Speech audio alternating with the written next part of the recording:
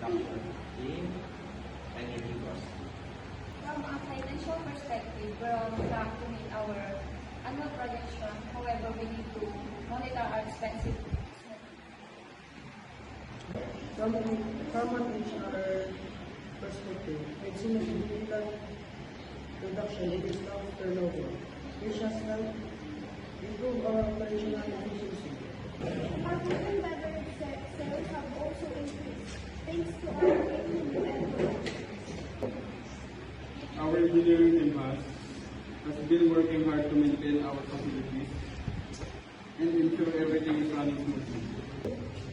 I'm happy to report that our customer satisfaction ratings have improved thanks to our focus on providing excellent customer service.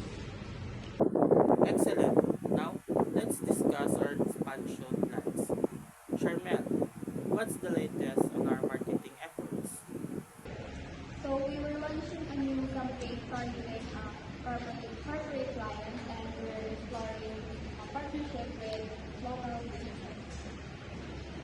From operational standpoint, we need to ensure our facilities and service to meet the demands of our growing clients.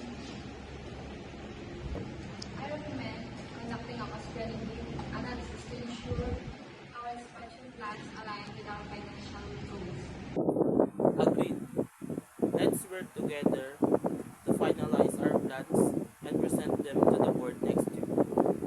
That's a great plan. Thank you, Ren. Thank you, everyone. Meeting adjourned.